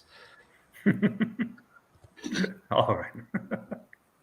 All right. So you've come in at 3. Okay. So the airlock deck. You've come in there. You guys can see that? Mm-hmm. Okay. You can see that. I'll ask a silly question at the risk of getting a silly answer. There is no power at all, right? Not even emergency reserve battery or anything. You see a few little LEDs here and there, but that's it. So there seems to be some trickle current coming from somewhere. Anything you would think towards the end. So usually the reactor. So more modern ships will have fusion reactors providing their power. Some of the older ships and ships in less producing less high tech areas will have fission reactors providing their power. And likewise for the drives. So a fusion drive is the best of all, and they'll fire little tritium pellets out the back, and they'll explode the one outside. There's a blog called Tough SF, so SF for sci-fi, Tough SF, and they looked at the Rocinante's drive, and how it might possibly work, given what they tell us in the show, in the books.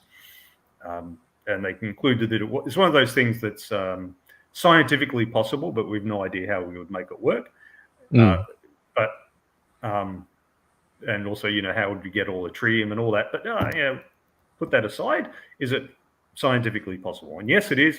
But the interesting thing was he calculated the total power output, which came out as 96 terawatts. For comparison, the entire human race currently uses 18 terawatts. So the Rocinante's drive would put out 5 times the power output of the entire power output of the human race at this point in time. It's like a 24 kiloton nuclear bomb going off every second while it's going underway. It's a lot of power. It's like a super duper Orion drive.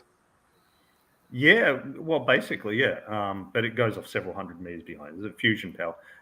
But the other kind of drive you can have is where you just like superheat the water and then put it out at like 3,000 kilometers a second. You could do that, and you can do that with a fission drive as well. That's sort of the basis of NERVA, the nuclear drive that they designed in the 1960s. So this will have some sort of power plant, some sort of drive.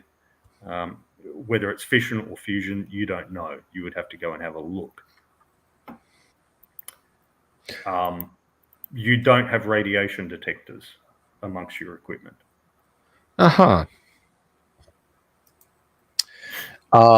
Would there be any on the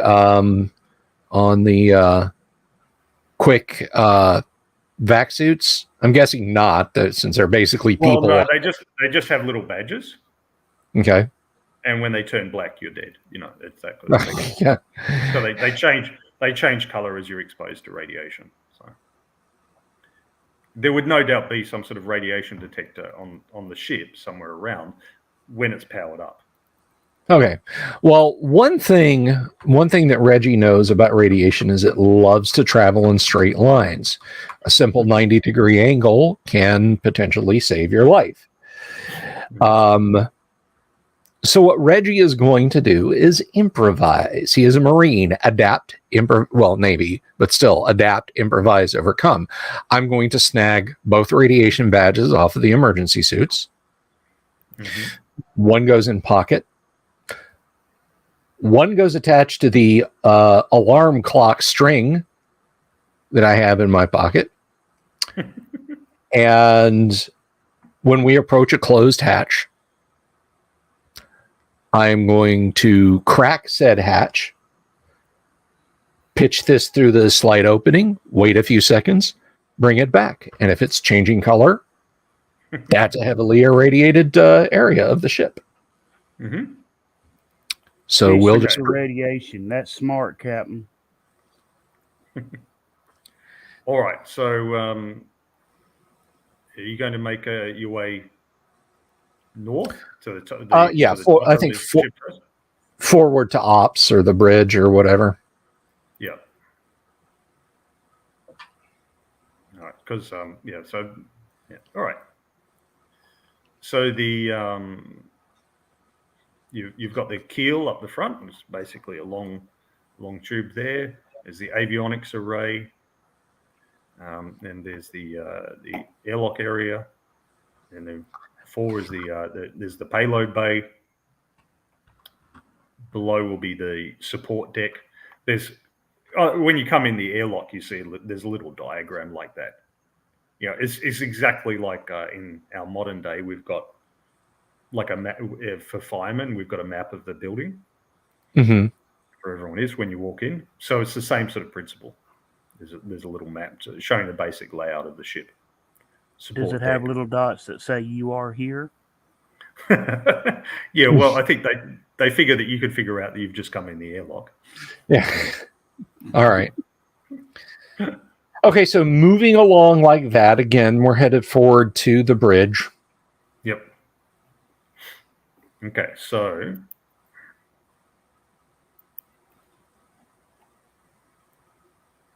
all right, so yeah, I'm gonna All right. So you go to the north to the avionics array. So situated along the keel and the vessel's nose, the primary avionics array is where the ship's most powerful electronic systems are mounted. Radar, LiDAR use rotating dishes and cameras to increase the field of view, and communication systems use both short-range, omnidirectional antennae and long-range tight-beam lasers for communications.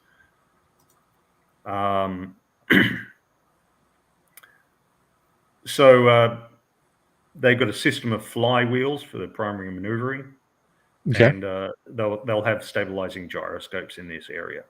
So you go and you poke your nose in there, and it's not really an area that people sit, the avionics array, but it is an area where people fairly frequently go and have a look and tidy things up. You look at that, and none of you have got electronics or whatever. The closest is Ulrich, Michael's character. Michael's absent, but his character is with you. He's got computers, and he can have a look and he can see. And if you bring him in to have a look, he says, "Look, until we get power on, I don't know if it's really working, but I don't see anything obvious. I don't see that. People haven't poured oil in here, or I don't. It's not rusted to all hell. I don't see anything obviously wrong with all this, except that it's obviously just been left here for some years. All right. Unattended to. It hasn't been working. Just like, this is the spacecraft equivalent of the, you get the houses with the car in the front yard, and the car's from like 1978, and the grass has grown around it. All the grass is mown around the car, but it's not mown around, not mown under the wheels of the car. It just hasn't been moved. And if you cracked open the bonnet, then you're not sure what you would find in the engine, but in principle, it should work. Maybe the oil settled to the bottom of the engine in an unhealthy way, but in principle, it should work. I watch a lot of car resto videos, so my mental image of this is there's like crystal clear. Okay, let's see. Might need a new ignition ballast. We're going to check the coil for spark. Then we're going to see if it'll turn over. Especially because the thing is meant to be, so you see the image here of it being nice and vertical, but in fact it is lying on its side. Right. So it's designed to keep itself going either vertically with gravity pointing downwards on this image, or in 0G. And in fact, it's been lying on its side for some time. So, all right. So oil might have settled in strange places and stuff like that. Okay. It's one of the reasons that you're meant to have an annual. It's a 1971 Buick Estate wagon. Says Rob. Okay. Are the controls? Well, you're just in the avionics area at the moment, so you. Oh. Okay. I thought we'd moved to the bridge. Sorry. Okay, so there's a habitable area. All right. Okay.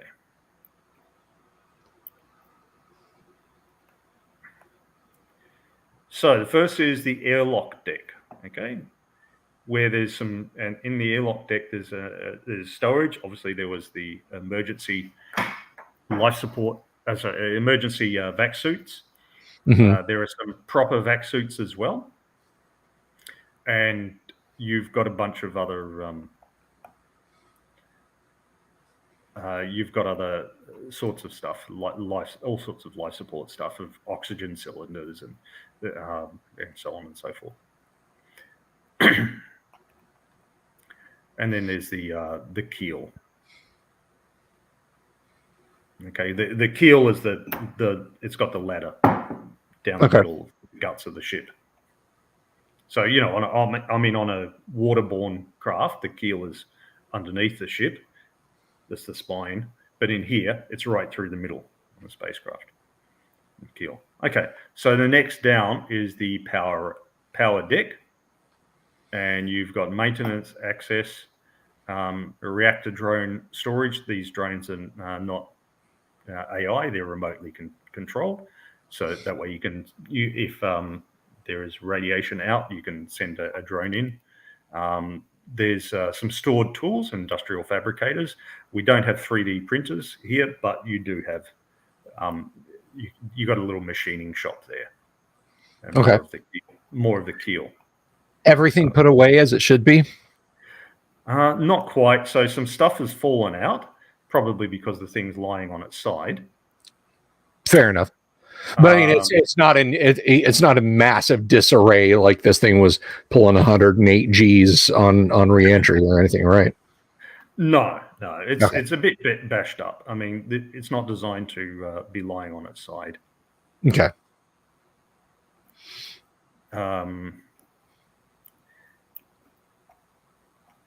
Now the one of the drones is out and missing. There's four drone spaces, and one of them's out and missing. Okay, well, I'll see if our resident. There's no power. Can we try to activate aux power from here? No, not from here. Okay. Like there's computer panels and stuff, and you flick some switches, and nothing happens. All right. Okay. So down below here, there's no longer stairs. There's just the ladder, and beyond here is the payload bay. Okay, and there you see the payload bay doors that you'd previously seen from outside that don't open from the outside. Some cargo arms to move cargo around. Obviously, you don't move it around in flight, but you may have to move it around when you're on a planet with gravity. More of the keel. Now, down here in the payload bay, you see numerous cases, cargo and cases. You assume there's cargo in the cases, but there's cases either way, empty or full. You don't know. All right. But you pretty immediately see amongst all the cases, there's a disheveled pile of them, and they're lying on top of one guy who's crushed. He's in an emergency vac suit, and he's crushed underneath all the things, like the bottom half of him. Wow. From his sternum on down is underneath a bunch of cases. Okay. Well, I think we found the missing vac suit. Look, gang, a clue. I'm going to go over to the boxes. So that'll be on that. That'll be on the right hand side of the okay. Image. So, yeah. And I'm guessing nothing's labeled, not barcoded or QR coded or anything. No, there would normally there's numbers on each box, and there would normally be either on a computer or in a ledger book somewhere. There would be a box B403 has got 403 tins of spam or whatever. A manifest, right? Yeah. One of the boxes that's on him, I'm going to try and break open. Okay. Yep. So you break open the box, and it's full of some sort of metal. Yeah, the guy's well and truly dead, and as Lord Corian asked if he's okay. No, he's well and truly dead. And as well as being crushed from below, it's the visor, the screen, the glass on his helmet is cracked. Okay. And he's mummified. He's mummified. He's just obviously in the dry. He hasn't rotted. He's mummified. It's a little late for this now that I've opened the box, but I'm going to hold the badge that I'm not fishing with. I'm going to kind of pass it across the metal and look at it. Mm-hmm. Okay, so you crack it open. There's metal inside. It's a yellowish silver metal. You don't know if it's gold or platinum or some sort of one of the Lathanide series or something like that. But yeah, you'd be able to push it, but you wouldn't be able to lift it. Okay. Maybe a couple of guys could lift it, but really you need the robotic arms. Right. And I'm not like the badge doesn't immediately turn black when I hold it next to it. No. Okay. Well, guys, it's not transuranic gold, so we're in luck. Hey, Professor, is this what you were after? She looks over. Well, this and the ship, yes. Mm-hmm. Bubba's still in full-blown Marine clear the building mode, and he looks to the captain and says, So he double taps the dead guy. we need to make sure this bird is clean before we start cracking open the eggs. Don't you think, Captain? Well, my concern is, in this case, was contaminants, but you are correct. All right, folks, let's keep heading south. Okay, so the okay, so here you've got so payload bay doors. The payload bay doors also act as radiators, heat radiators. Okay. Flight. You've got their cargo crane here. There are in the middle, around the keel, there are emergency supplies. Okay, so they've got first aid supplies, and they'll also have food supplies and so on. Excellent. I just look at Bubba. This is no. This is also where they'll keep the batteries for emergency power. Okay. But the emergency power doesn't keep the ship roaring around in space. It keeps like the ventilation going and things like that. It stops everyone dying instantly. Sure. And so the payload bay is also where they'll usually keep food and other consumables. There's also a control panel here, where in normal circumstances you can control the. It's a secondary control deck. So in normal circumstances you can control the reactor and stuff like that. So the next on down is the support deck, where you've got nitrogen tanks, hydrogen refrigerators, electrolyzer arrays, because the ship carries all these extra water. So normally if you've got a fusion drive, normally when you're going in between planets, that fusion drive is going, but you can do a little booster, or when you're taking off from a planet, you can inject some water into the exhaust plume, and then it gives you a bit of extra boost without vaporizing the area that you're taking off from. And you can also use it as a way to boost, sort of like turbo in flight. But you can also turn that water into hydrogen for your reactor as well. So they've got electrolyzer arrays here. So you think that they've probably at least got a fusion drive, if not a fusion reactor, to power themselves. You also have air scrubbers, and you've got suit and maintenance robots, again, remote controlled. Okay. You've got a personnel airlock. So that was the other one that you could have found a bit lower down on the ship, but you found the other one first. Okay. And of course, a continuation of the keel. And there's more, there's more supplies and so on here.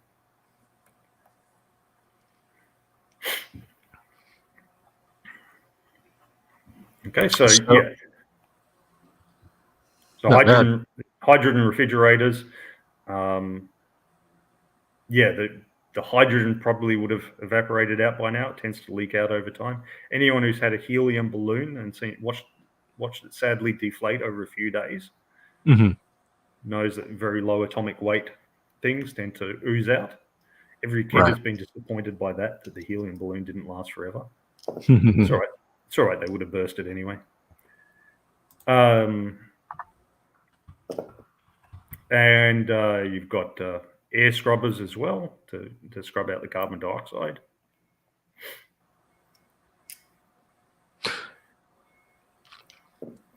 And there's personnel airlocks with a couple of storage lockers. We've got space suits. There's Are 3 these boarding hatches lockers- on. Are the lockers big enough for a body to be in? Yes. Yeah, because they fit a spacesuit. So. Right. Well, we definitely need to clear these lockers to make sure there's not any bodies inside. Yeah. Sure. So between the 3 personnel airlocks, you find 4 spacesuits. If there's space for 2 in each, so it's 4 out of a possible 6. Whether there's 2 missing because there's 2 people missing, or there's 2 missing because they just were poorly equipped, you don't know.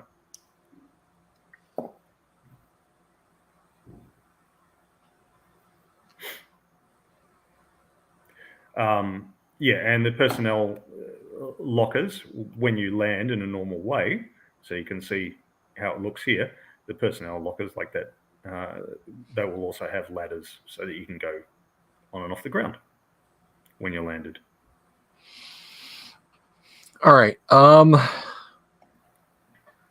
Well, so I'm going to look at her and say,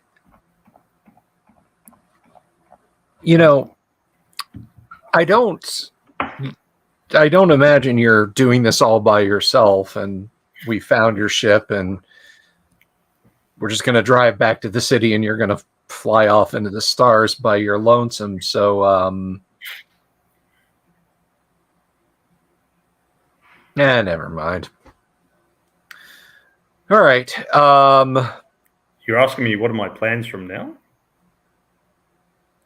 Well, yeah. What are your plans from now? Well, I got a tip that there was a ship here, and Here we are. And here we are. So I thought I would come out and see what there was to salvage. All right. So this Whether ain't it be for cargo. no school. Say again. This ain't for a school thing, then. Well, we all pay taxes, and that goes towards somebody's education. Yeah, but you said you was with a school. Yeah. I said I had done an archaeology degree, and that's true. Bubba, students need pens and papers and data pads and everything else, right? Right. It all costs money, right? Right. So just think of this as a convenient way to pick up some school supplies. Oh. So how much is our cut of these school supplies there, woman who I thought was a teacher but ain't? That depends on what we've got on this ship. Whether it's the cargo, what exactly the cargo is, whether the entire ship can be salvaged, or will the ship just be scrap? That depends. We have to have a look around. Have we already cleared the ship? No, you haven't. You're currently on the support deck. Okay. Okay. All right. Well, let's keep it. If you can see the screen there, so the support deck, that's where you are. Okay. Now, if you go and head down, beyond that is the main deck. The main deck is where the fun stuff happens. Okay, because here is the flight deck, the restroom, conference room, engineering, cabins, workshop, quarterdeck, infirmary, gym access, galley, storage compartments, and of course, again, the keel. Okay, so you've got all sorts of useful stuff there.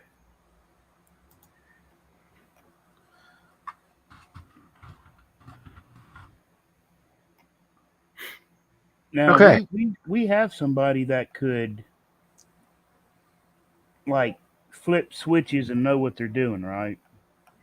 Well, you don't have an engineer, no. Oh, for pilot, I mean, once we get it functioning in space, yeah, I can do that. But Yeah.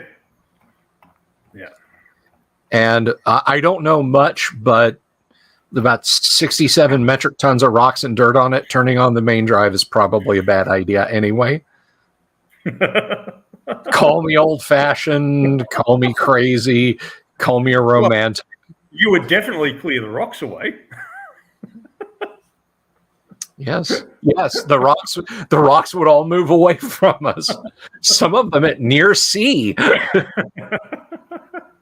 Don't say near sea rocks. That gives me bad flashbacks. Back in the day, on the traveler mailing list, back in the days when everyone uses the mailing list, there were always these arguments that if these drives exist, won't people use because if you just have a pebble at near the speed of light, it can blow up an entire planet or some stupid thing like that. And everyone had arguments about whether it was possible or not, and why, if they didn't do it, what would be the defenses against it, and blah blah blah. And there's actually a hard sci-fi book called Archangel that deals with Earth is on the verge of getting near relativistic drives, and as soon as they do, a ship, a fleet of aliens shows up with near relativistic drives and proceeds to exterminate the entire human race. And there's a couple of survivors. They always pick up a few survivors and take them along, and so it's basically two humans sitting inside a brig on the alien ship, and the other alien there is basically able to communicate to them that the archangels just assume that since their first idea was, hey, let's weaponize this, anybody else who invents it is going to weaponize it. So they just go around exterminating all the intelligent civilizations they can find as quickly as they develop these drives. And when they saw evidence we had them, they're like, nope, they got to go. Okay, so you come down onto the main deck. Okay, so number one in the north part is the flight deck. Okay, and so that's the main control center. It's got three enormous windows, which is what you navigate through, as well as a pair of smaller windows in the ceiling. These are all marked up for navigation. Mm-hmm. Each of the windows is equipped with debris shutters for use in orbit and, if necessary, in combat. And they've got computer screens which would normally have green writing on them. You just see little red LEDs here and there. Aft seats used by passengers or by weapon specialists. Command seat is directly behind the co-pilot and co-pilot stations, giving the mission commander access to both officers' controls. And they've got, every seat's got built-in ergonomic keyboards that you can use during high G maneuvers. Because there's no artificial gravity, there's also no acceleration damping. So if you accelerate at 5G, you can do that, but then you now weigh 1,000 pounds. It's going to be a bit hard to switch. And you got the controls right in front of you. It's going to be hard to switch that on and off. But if it's down on the thing next to you, you can do that. Whether it's at stations or scattered around, are there any personal effects? Family photo, remains of a coffee mug, little rubber mascot. Yeah. Right. So a captain's log that maybe says something about a 3-hour tour.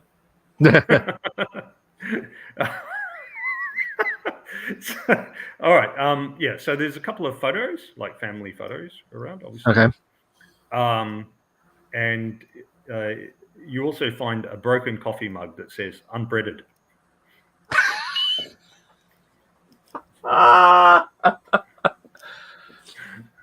Well, of course, this is a highly advanced and civilized society. They went to the Great Underground Online Gaming Convention. All right.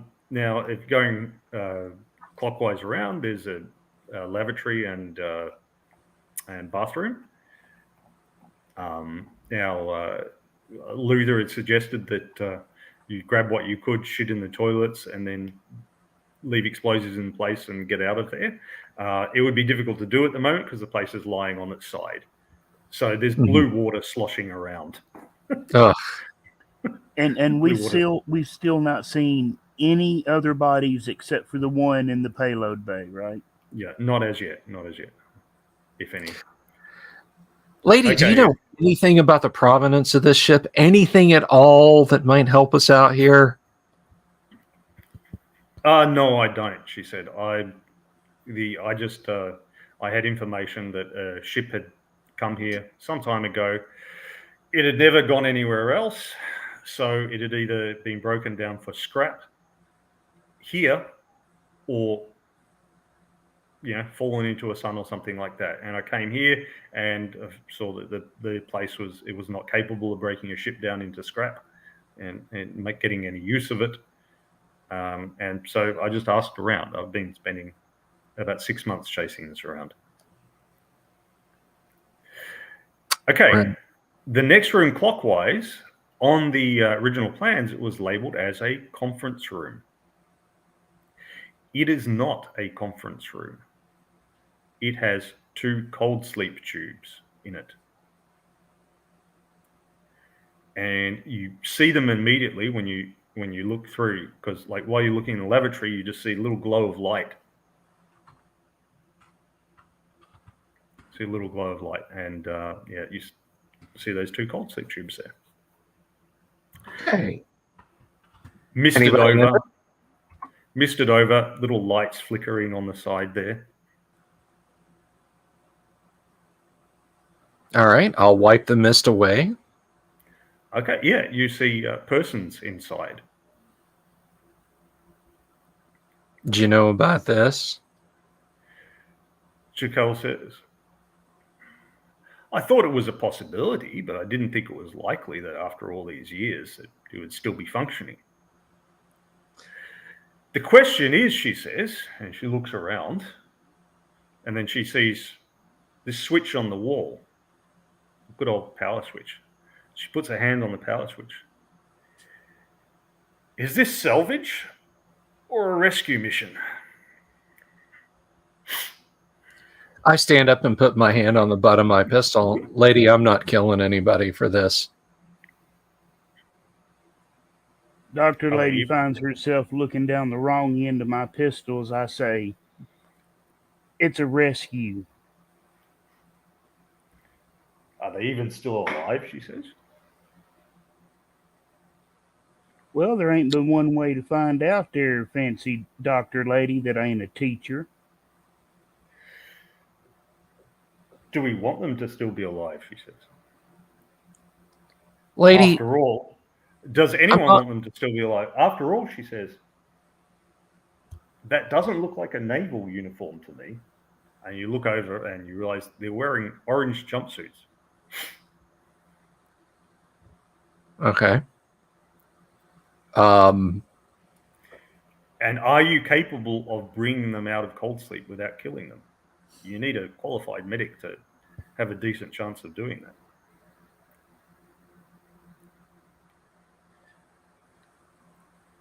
And now we'll roll the credits. Yeah. Yeah, good cliffhanger place there. So we have a lady about to an NPC about to engage in some situational ethics. We have not a Mexican standoff, a medical standoff, I think here. So it's going to be fun to see where this goes next week. And we have now cracked the code for what happens if Kyle starts to communicate in Morse code. We just say, turn it off and turn it back on again. Orange is the new black, says Luther. Luther, you have to come and play. Yeah, come on, Luther. Come on, brother. The invite is out there, Luther. Kyle is the game master. Yeah, think of how much more shit you could give me if you were one of the players. How much worse you the could make man's got a point, Luther. And folks, if you liked this Let's Play, please give it a thumbs up. Now, I'm going to say something. I just glanced over. This is like the first time I've looked back at this. Guys, we are at 1,217 subs on the YouTube channel. I am blown away. Like in less than 24 hours, we have jumped up 50 subs, over 50 subs on this channel. And so if you're new here, and odds are you are, welcome. We do Let's Plays of classic role-playing games. We do reviews of great role-playing game products. We have classic authors on, come on the show and talk to us about all kinds of fun things. But if you're just getting caught up in the whirlwind of the YouTube algorithm and you haven't already, please click that subscribe button and click that bell icon for notifications. We appreciate it. We certainly do. It is an awesome thing, and I thank every one of you who does that. Luther says, I can't guarantee if I could be here every time. Let me think. I've never played online ever. Okay, so two things, Luther. Playing online is exactly the same as playing in person, except you don't have to share your snacks. So I'll find him. I'll get his damn snacks. And you don't have to use a camera, and you don't have to use your real name if you wish to retain privacy and stuff. That's I understand some people are a bit more sensitive about it than me. I've been on the internet since 1996 or 98, and I didn't know what I was doing. So that privacy horse is well and truly bolted for me. Too late for me. Other people were more intelligent than me about it, so it's not matter for me. So all you need is a microphone, a web browser for the StreamYard, and a microphone and headphones. Indeed, we make it easy. We make it easy. As for being here every time or not, I run an open game table. Anyone can come at any time, middle of the session, doesn't matter. Anyone can leave at any time, and back and forth. We will find a way to make it happen. I'm not fussed with that. If you could have been one of the prisoners. Exactly. In cold sleep. You could be somebody who's like, oh, yeah, she hired me and I've just shown up. Whatever. I've just come to the dungeon. Doesn't matter. And, you could be outside guarding the camp while people are going into the dungeon. I mean, the shuttle, the spaceship thing. It doesn't matter. We keep fun it loose. Your character and Bubba would have at the honky tonks. I'm just saying, Luther, think about it. And playing Traveller isn't an issue. You've seen how little dice rolling we've done here. You get a bit of dice rolling if there's a combat, but that's usually pretty brief, as essentially everyone dies on one side or the other.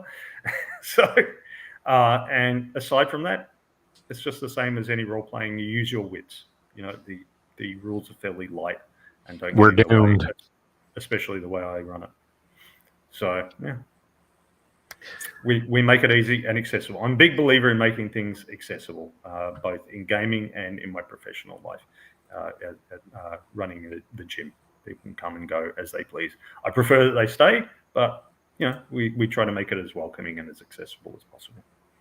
Right on, everybody. So again, this kind of awesome game mastery we get around here. We got great people at the tables. We got great people at the helm. I don't want to break my arm patting myself on the back, but I do a pretty good job. And we have fantastic folks out in the audience. And this is a little thing I like to do because first of all, if you notice, yes, there's a little ticker across the bottom of the screen there. You can contribute to Patreon or Subscribestar or hit us up on PayPal if you want to support the show that way. It's not a must. It's not an absolute, but there are some folks who have. And I do want to thank, yes, I will give out the Discord. Don't worry. I do want to thank those folks who have jumped on that train and say special thanks to Joshua Garlock, Lord Corion, Ricky Maru, Mobius, Kevin Reynolds, Doomsword Deathmaster, who was just a little too late with his song suggestion. Thank God. Mark Simpson, Damien 247, James F. Keck, William Smith, the Dungeon Minister, one of our favorite Padres around here. Manny Walt, we miss you, Manny. Come on back, dude. Mark Corey, Kevin Wood, longtime friend of mine, Todd Sharp, the frighteningly named Carnivore Farmer, Rob Knows I Can't Say That You List, Jeremy Rule, Bo Ganora, Mikey Mank, Sky Hernstrom, that's Sky Hernstrom, and Pete Sullivan. We thank all of those fine folks for never in my life before have I experienced a game session in which there was a bidding war to get one of the players to sing badly. All this and more can be yours with Super Chats, ladies and gentlemen.